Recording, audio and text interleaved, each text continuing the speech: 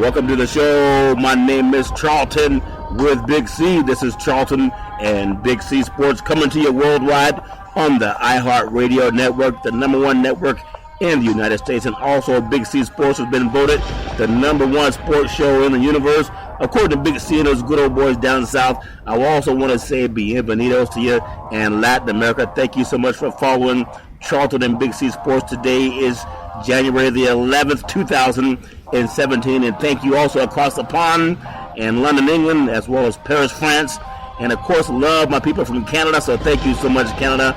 But Big C, I love no one more than the land of the free and the home of the brave. How you good old boys doing down south, Big C? Well, Charlton, we're braving it out down here in the south. You know, we've had a change of climate periodically down here. We've had a lack of consistency, and I guess the only thing that we have consistent down here is Southern college teams winning championships. Yeah. You know, how can you lose when you got one Southern team playing another Southern team? So it was just a great weekend of football that just passed, you know, and you also got the Falcons that's going to be playing the Seahawks, you know, in the second round of the NFC playoffs. So everything down south right now, Charlton, is looking pretty good. Well, Big C, is always great when you can get all the talent in the country to want to come to one region of the world, it seems, or one region of the country. So a lot of good old things happening for you college boys down south, doing all the recruits. I also want to say that this segment is sponsored by your Northern California Cadillac dealers, home of the all-new Cadillac Escalade, the standard of the world. And when you go by and test drive it, tell them that Charlton and Big C sent you. Big C, again, it's been raining so much here in California, I don't know where you're going to find the mud, Big C. Well, at least I can go catfishing, Charlton. You got enough water to find a fish. That's funny. Around there nowadays. I know California over the past several years and watching the news reports had been a little parse. It hadn't had any precipitation, but you guys are getting it in droves right now, and hopefully it won't damage too many of the good people of California's property. It won't cause any havoc on life out there, Charlton. But, you know, the rain is something that's sorely needed around the world, but at times when you get too much of it at one time, it causes a lot of problems for a lot of people. Yeah, it's a lot like moonshine. One sip or two will do you, but some of you good old boys, you do the whole quart jar, Big C. That's not good when you can't feel it even going down. But we know that's always something that people want to do, and we appreciate the rain, of course. All the farmers need it.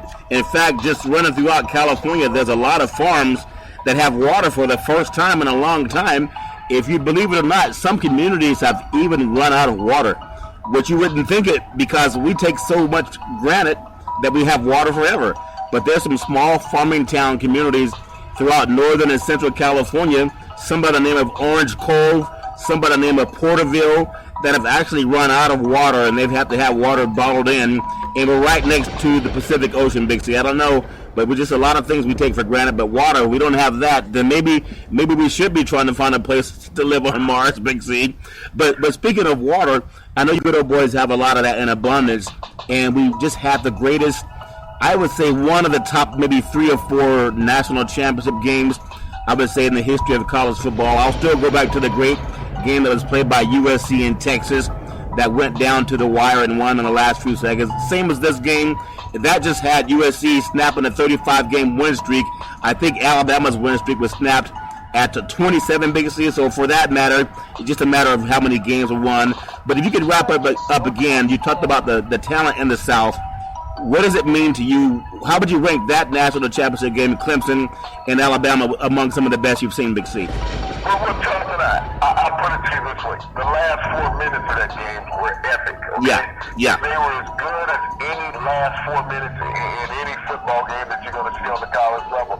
But when you think about Clemson scoring twice, Alabama scoring once in the last 4 minutes of the game, Charlton. But we had a bonus in that game, Charlton, of a low. You think about it. This game took 4 hours and 8 minutes to play. Yeah.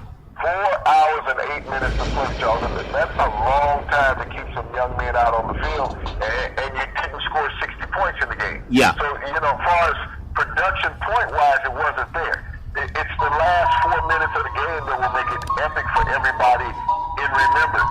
Instead of a game that went back and forth, tug-of-war, that we've seen in years past in some national championship games. But, I think last year's game, Charlton, was more exciting than this game. Oh, really? Overall, but, this one ended in an epic way.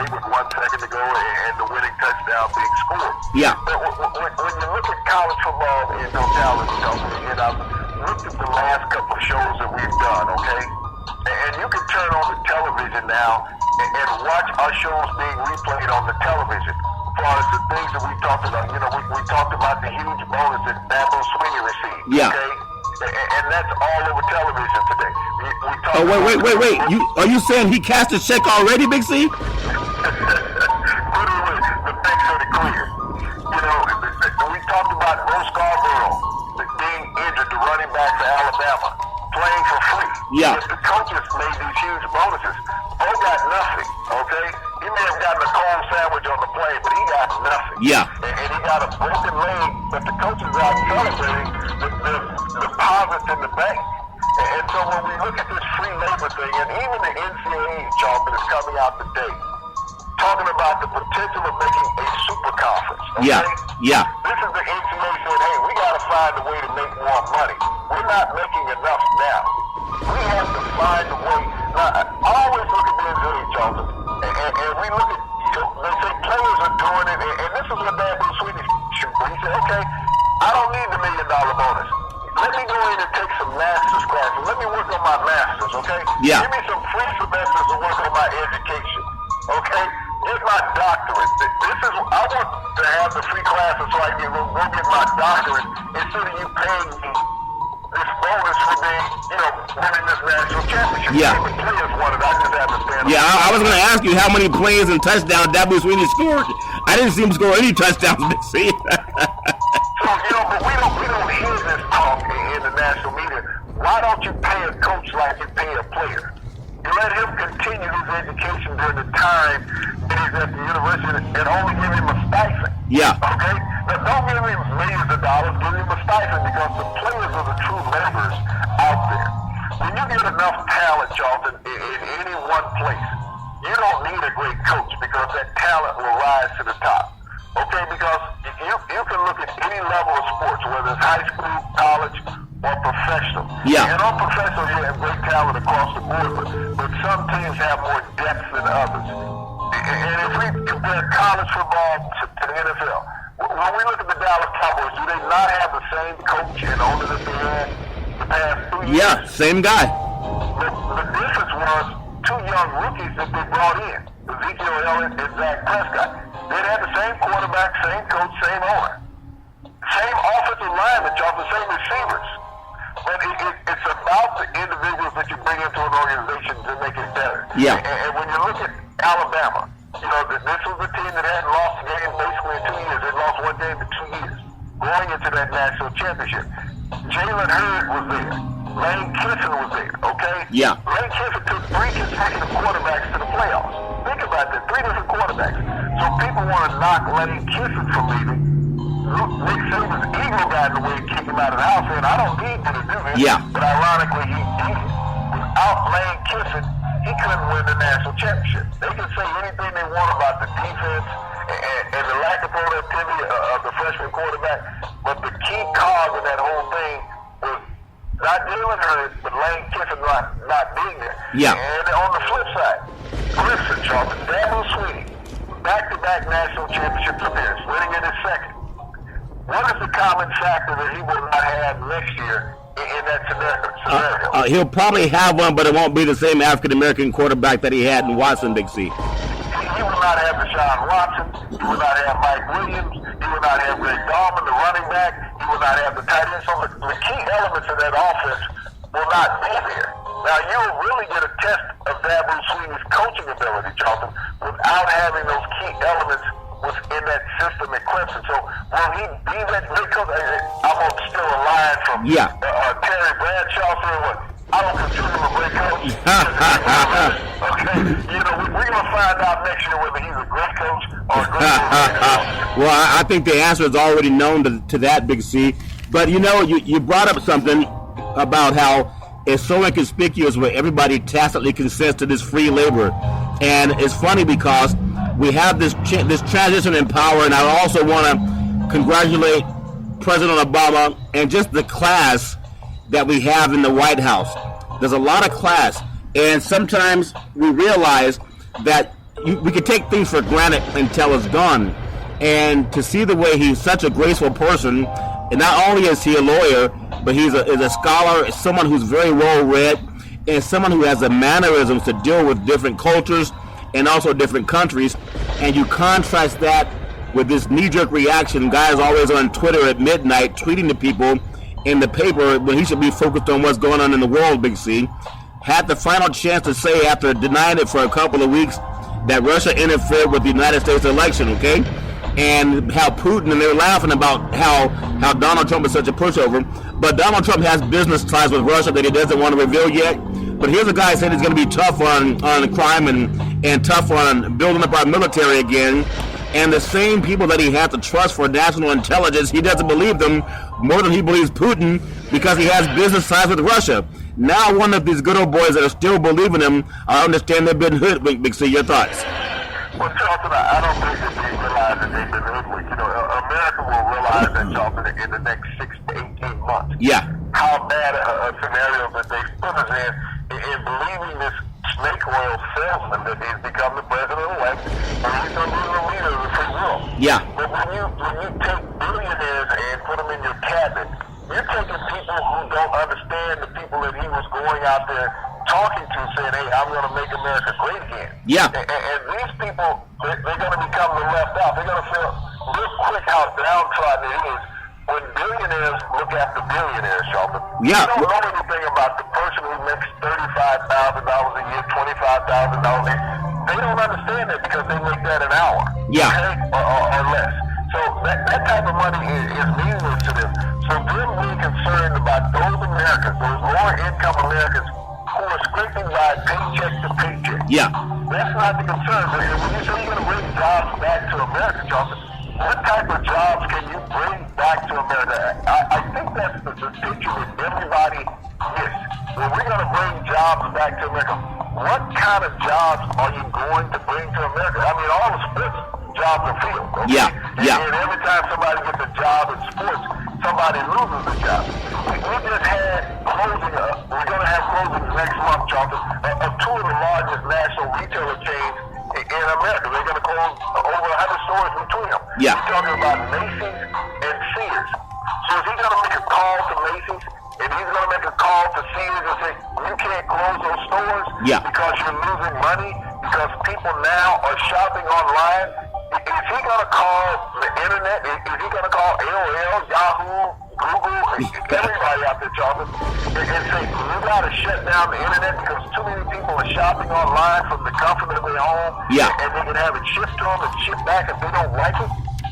What part of technology are you going to eliminate to say that I'm bringing jobs back to America? And I praise him for it, okay? Yeah. Having some jobs saved the courier. Okay, he saved 700. He fails to tell people that 1,400 left anyway. Wow. He fails to tell people he gave them a $7 million tax break. He talked to Phil and said, hey, you guys can't take these jobs out of the country. Well, Ford already operates in Mexico, Charlton. Yeah. Ford has been building cars in Mexico for almost 2 decades now. Yeah. So to say that they're not going to be building cars in Mexico, he needs to get rid of the parts. Not only are they building cars in Mexico, Charlton, Ford also builds all their trucks in Canada. Yeah. Okay? So we have Ford imports of half of the Ford line products in America come from Mexico and Canada. So which border is he going to shut down? Is he going to shut down the Mexican border, or is he going to shut down the Canadian border? We know how popular the Ford trucks are. I mean, they don't keep up with the escalator. Yeah. When America looks at these things, all those people in the grass belt that say, hey, he's going to make things better. All those people in the steel belt that he's going to make things better. We've talked about the ecological challenges of America, Charlton. Yeah. You know, when it comes to pollution. We're not going to fire up steel plants, Charlton, that are burning coal and hurting the environment anymore in America. The EPA is not going to allow that. Even though he's president, the EPA will stop that. Plus, think about how much would it cost to retool a steel plant in America, Charlton. Yeah. To be able to employ a third of the people that it once employed before because of mechanism. Well, I'll tell you what, Big C, not only did Russia tamper with the United States election, but they said that Europe was also targeted in Russian hacks. It's not just the United States, it's also Europe. So, I mean, we have a president that was tweeting about Meryl Streep, and Donald Trump is a big sports guy, owns several golf courses and owned the New Jersey Generals at a time. But now here he is, cyberbullying Meryl Streep, and an actor's out of Hollywood for the 74th Annual Golden Globe Awards. You would think he would have more important things to do.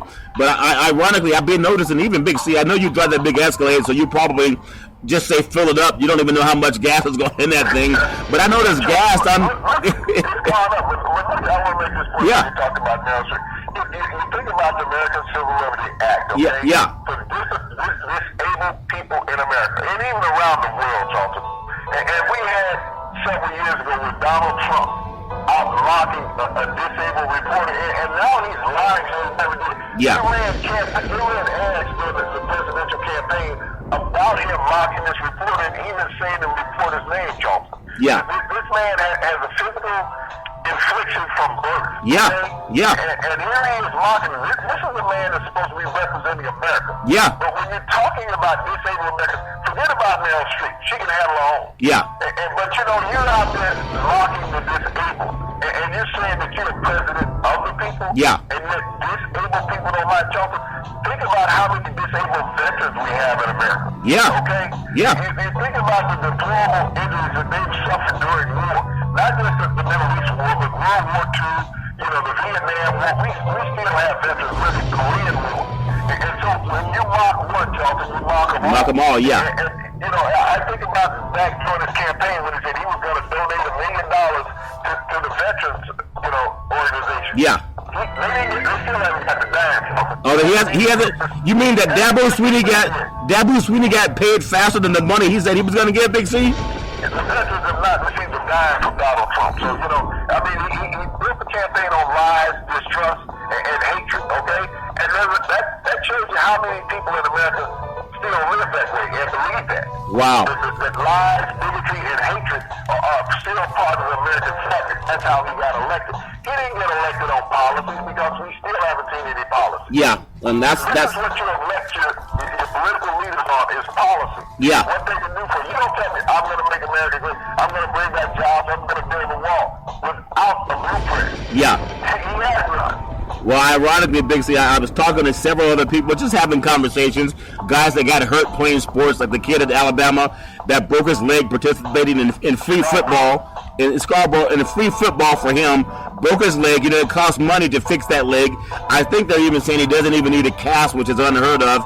But I just want to bring this up, too, because every hospital they ask for, before you go see the doctor, they say, who's your insurance? Give me your insurance card. And you even have some people saying, well, they don't want Affordable Care Act. They don't want Obamacare. They're waiting for the Trump plan. Well, here's a man that still hasn't shown his taxes, and there are people who cannot get insurance if they don't have something in place. So for all these guys who play sports all over the world, and or at least in the United States, you're thinking you're going to have some type of an insurance plan. At least let the commander-in-chief that's going to be sworn in on the 20th come up with a plan before they repeal anything. You have to have something already in place. Just like you Escalade guys, you don't go turning your Escalade before they have a new one warmed up for you, Big C, do you?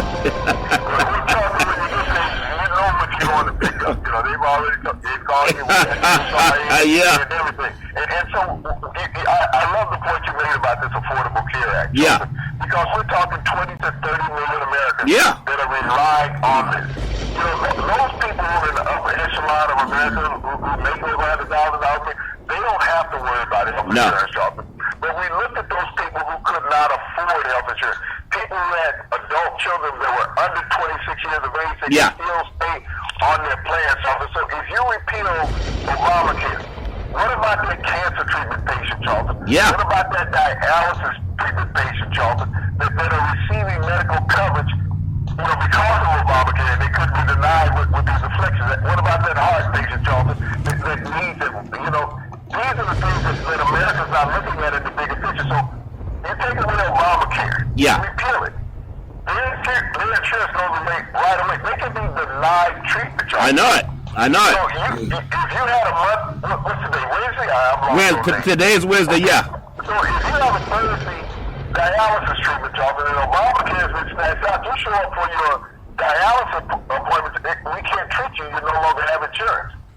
you got to look at the number of people that will become deceased based on Donald Trump and the Republicans, senators, actions. Well, Donald said he's going to pay for it, Big C. So all they got to do is call Donald. I'm sure they could tweet him if they need some coverage. He's always on Twitter. And speaking of Twitter, this segment is sponsored by the California Lottery. What can a buck do for you? It definitely won't buy you medical treatment unless you win it, Big C.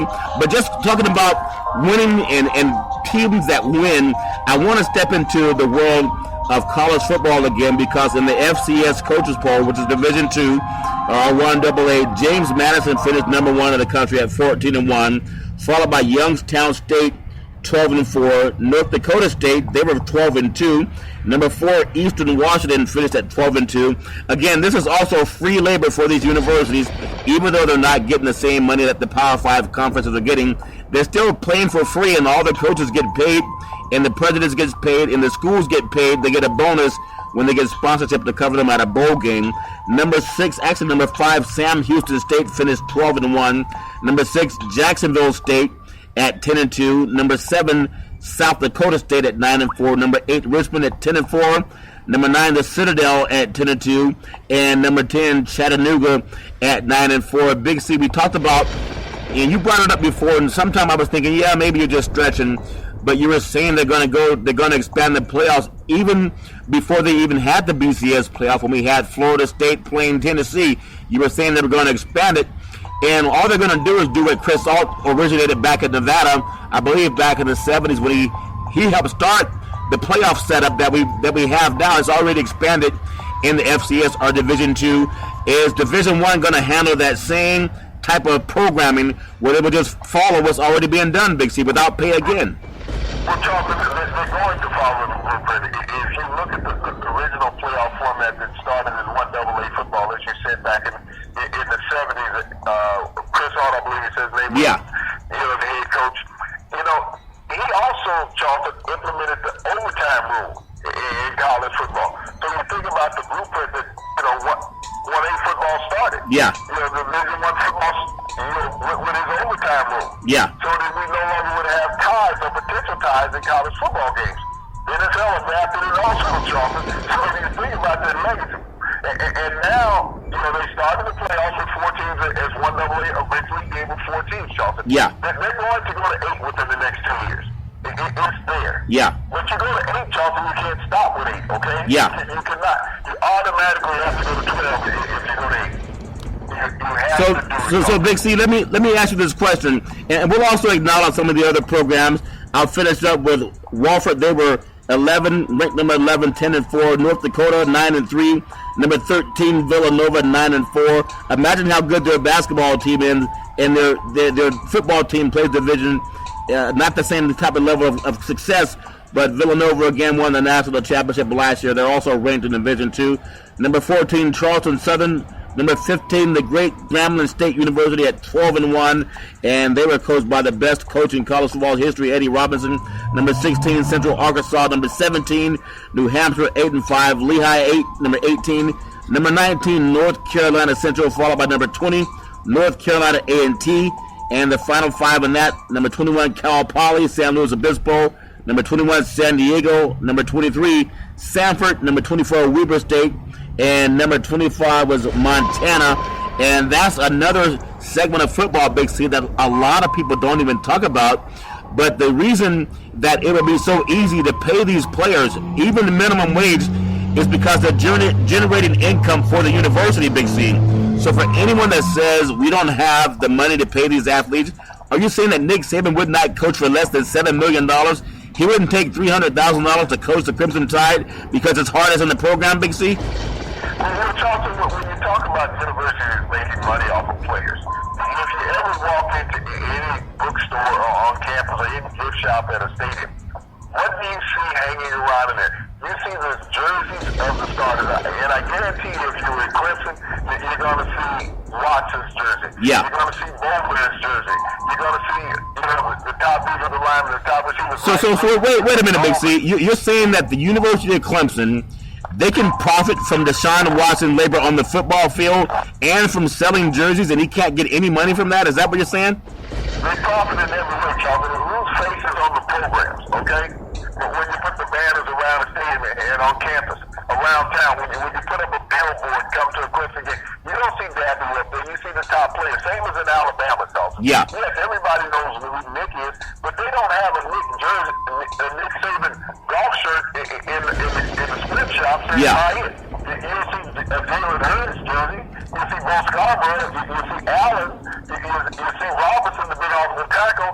You'll see Fitzpatrick, the defensive back. You'll see their jerseys. You won't see the kicker's jersey. Yeah. There's a difference, when it comes to that. You're not going to see the guy that's fourth on the depth chart. You're not going to see his jersey hanging in there because no one knows who he is. Yeah. But you're going to see those elite star athletes on these universities, Charles, that are being manipulated in more ways than one. The university is making revenue off of them hand over fist. They're selling the likeness in the jersey. Yeah. They're selling everything, love with them on there, Charlton. All of these things that the university is getting profit. But when someone sells your likeness, you actually have a copyright on your own personal person, Charlton, unless you sign it away. You have to sign away the copyright rights to yourself because they belong to you as a person. Yeah. So these universities are committing fraud and theft when they sell a player's likeness for profit. And this is what they do. And they don't think anything about it because no one's ever challenged them. Yeah. This is the reason why professional athletes, Charlton, are so reluctant now to sign autographs and take photographs. Yeah. Because they know when they end up in a sports memorabilia store or a show where somebody's making money out of it. Yeah. These universities do it freely, Charlton, where they take the likeness of these players and then they market it for profit for the university and the player can receive money. You think about it, Charlton, if that player took a picture of himself and put it on the face of a t-shirt Yeah. and tried to sell it on campus, Charlton, that's illegal, okay? Because everything that's sold on property of campus belongs to that university. But Wow. you know what's ironic, Charlton? What's that? Those universities receive grants from the government, so they actually belong to the government, and they really cannot disallow someone from doing that that's a part of that facility who is contracted to be there. Well, those players are contracted to be there, so it's illegal for the universities to stop them from selling licensed product on campus that they create. Well, Big C, that's incredible. And I just want to wrap up by saying how we finished up the Division I top 20, number one. We looked at how the championship game is so exciting. Clemson, 14-0. Number 2, Alabama, 14-1. Followed by USC, 10-3. Number 4, Washington, 12-2. Followed by Ohio State, 11-2. Number 6, Michigan, 10-3. Penn State, number 7 at 11-3. Wisconsin, 11-3. And Oklahoma finished at 11-2 with Florida State, 10-3. And when you look at that same thing, Big C, it's not going to change next year. They're just reloading. I want to say this segment is also sponsored by United Labor Guaranteed $100,000 life insurance with no medical questions. We are also endorsed by the American Heart Association and the American Cancer Society. We work with all of the unions in the country under the AFL-CIO, and we're looking to hire over 1,000 licensed insurance brokers because we want to simply put people back to work. Tweet out the Charlton and Big C Sports on the iHeartRadio network. And Big C, I know as we talk so much about college football and appreciate all the efforts that a lot of these young kids put in from the summertime all the way to the national championship games. And I know we're going to turn our attention to what's going to be a very exciting weekend in the world of NFL football with the NFL playoff schedule. All times Eastern time, the wild card playoffs. We just had a lot of good things happening, but we have Seattle. They're going to be at Atlanta. That's a 4:35 p.m. kickoff on Fox. And then Houston's going to be at New England, 8:15 p.m. on CBS. And then on Sunday, Pittsburgh will be at Kansas City, 1:05 p.m. on NBC, and Green Bay at Dallas will most likely be the most watched game at 4:40 p.m. Eastern time on Fox. Big C, let me go back before we even run down some of those games and just get your ideas. I believe the Denver Broncos made some noise today in hiring. Does that make any sense, Big C? Yes, it did, Charlton. They went outside the box, and I'm so glad to see it, Charlton. The Denver Broncos today hired Lance Joseph. He was the defensive coordinator for the Miami Dolphins. He became the first African-American head coach in Broncos history. Wow. And people sit around and say, okay, who is Lance Joseph? This is the thing that we don't get a chance to hear, Charlton. You and I have talked a lot about the coordinators. Yeah. On the mainstream media, everybody's talking about recycling. Yeah. Going out there getting that old guy who's not in touch with the people that are out there. Yeah. And let me give you a little bit about Vance Joseph, Charlton. You know, everybody's talked about the demise of the Cincinnati Bengals in this past year. Yeah. When you think about the number of head coaches that are in the NFL now that came off of the Cincinnati Bengals coaching staff under Marvin Lewis. Yeah. You know, Vance Joseph now becomes the fourth NFL head coach that worked under Marvin Lewis. Wow. Since he's been in Cincinnati.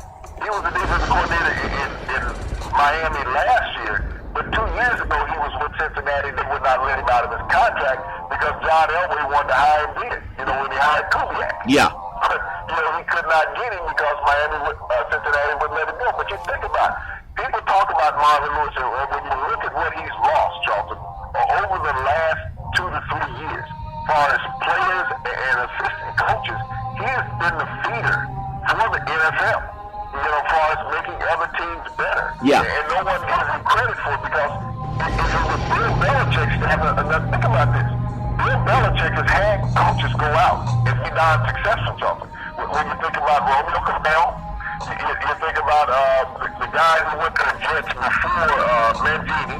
Yeah. Mangini had gone there, and I believe McDaniels had gone to Denver before. Yeah. These are 3 coaches that had no success, okay? None of them made the playoffs. Mangini made it once.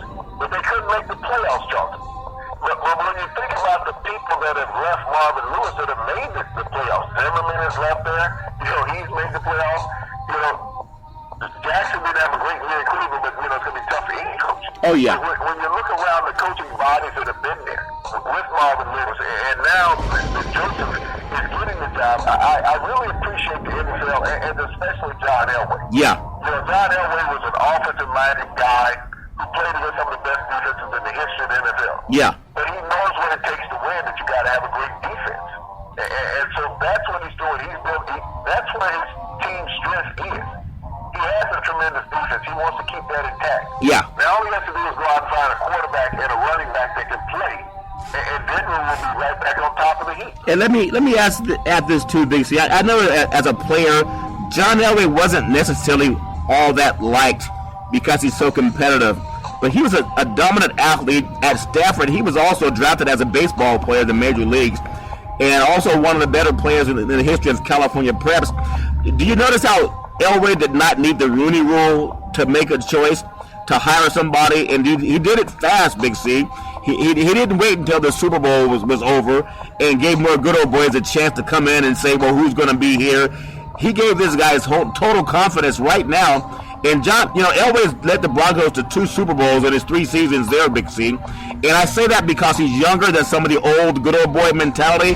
The guys that kind of like Donald Trump, they used to playing golf together and making the attaboys together and doing deals together that they won't do with somebody who looks different than them.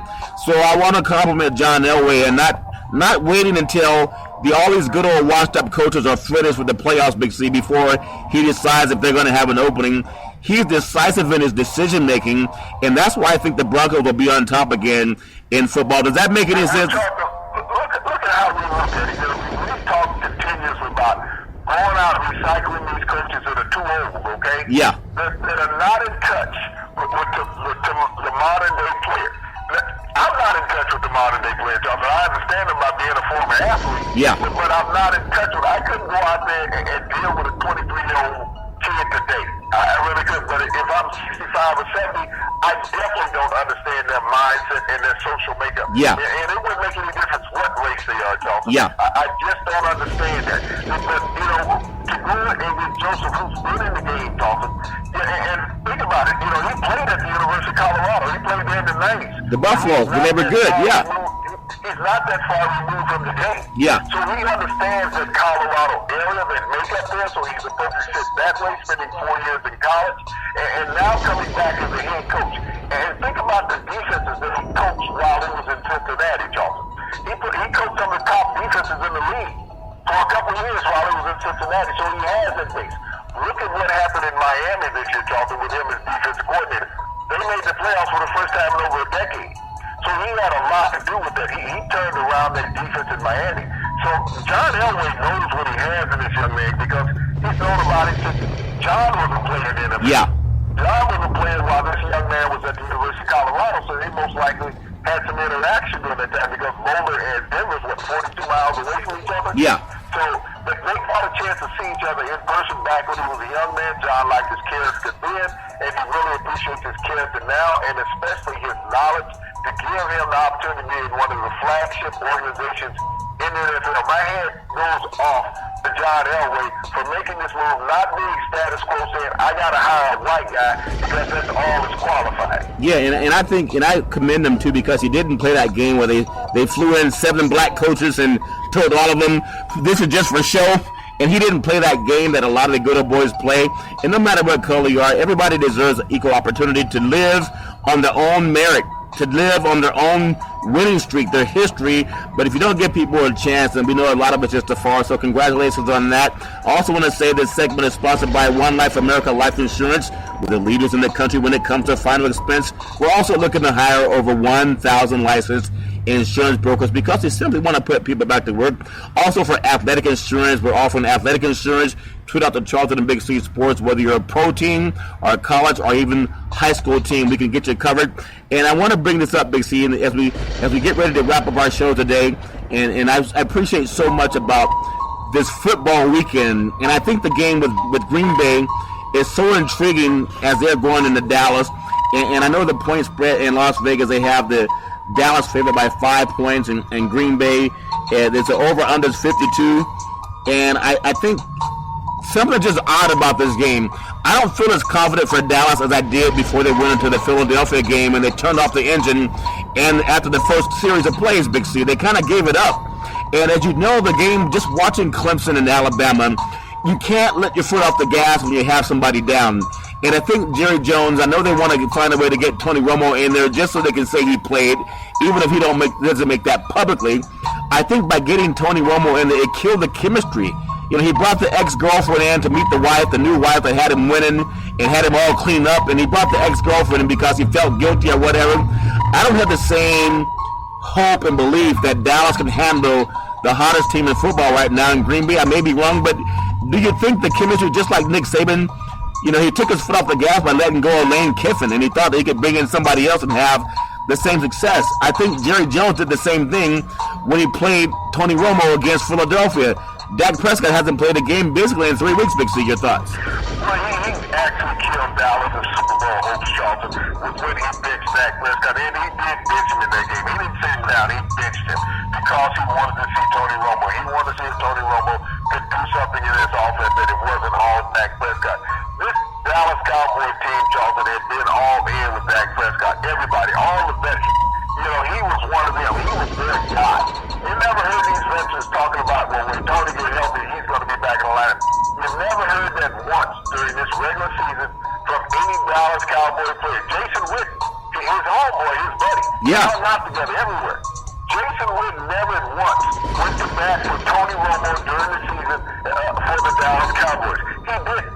That was our quarterback. That's always it. The offensive line. They blocked for Tony Romo in the past. Yeah. They never cried that we waiting on Tony to get healthy because he's our leader. You never heard a receiver say, hey, Tony throws him in the hole and I can't wait till he gets in the game. You never heard that from anybody in the Dallas Cowboy locker room talking. All this chatter he's constantly heard has come from Jerry Jones and the media. Yeah. They've all been in love. It's almost like Jerry sends out a tweet. Like Donald Trump. Yeah. I need this story, so we got to talk about it. I need some controversy because this kid is too successful, and I just can't have that. Yeah. And think about the people falling in love, you know, and not falling in love with Dak Prescott. Yeah. Think about the love affair that went on with Carson Wentz the first 3 weeks of the season, Charles. Yeah. You know, he was the truth. He was the answer. He was the real deal. Okay? He was a can't-miss scenario. Jared Goff, everybody wondered when he would get in, and when he got in, they were knowing why he didn't get in, okay? Yeah. Dak Prescott was a 4th-round draft pick. He wasn't supposed to be here. You know, he wasn't supposed to do this, a la Tom Brady. He wasn't supposed to have this success because we got all these guys that we drafted in the 1st round that are franchise quarterbacks that cannot deliver, but you're doing this against all of what our prognosticators and experts say. Yeah. You're not supposed to be successful. And on top of that, you're African American on the face, in the face now of America's team. Yeah. America's team face is black. You know, that's a hard thing to swallow up and down everywhere, Charles. Yeah. And I'll compare this to another player. You know, everybody is lambasting Odell Beckham for last week being in Miami.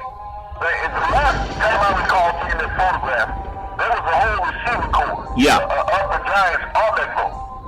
But only Odell Beckham was brought out. And I have not heard Odell Beckham once hold a press conference or anything else talking about that. I haven't seen him give a story on any national media about this.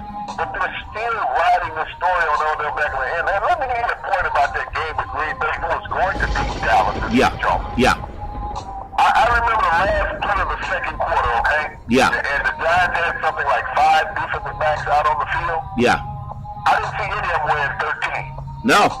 But yet, Randall Cobb caught a touchdown pass behind all of them. Yeah. So I guess that was because of Odell Beckham being on the boat.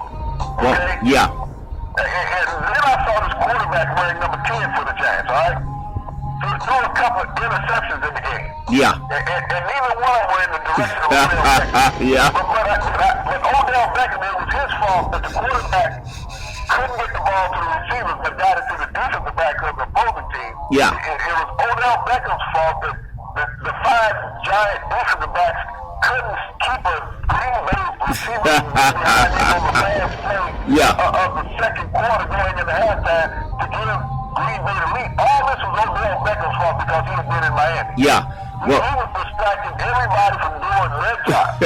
Yeah. He was holding press conferences and doing news stories about him being in Miami. Well, ironically, you know, I think it was Skip Bayless had some things to say about Troy Aikman back in the day, and Troy still is a curmudgeon when it comes to Skip Bayless. But I heard Troy say some negative things also about Beckham in the Green Bay game. And if the truth is told, Troy Aikman partied a lot, and everybody knows it. Okay, but he was protected because of his status and as a Dallas Cowboy, etc. But you're going to call out another athlete on TV for doing less than what you've done. I mean, talk about some of the parties you've had that a lot of people know about that were not televised, Big C. And I also want to say this last segment is sponsored by BeneathHisWingsFoundation.org and also CYN Entertainment when it comes to promotion. Cynthia Evans, she's the best in Northern California. Big C, in the last 5 minutes of the program, we'll go into more of the other games coming up tomorrow when we get into Kansas City and Pittsburgh and New England and Houston and Atlanta and Seattle. But I want to get into the mind, if you can, of Rodgers for Green Bay right now, because he tells everybody to relax.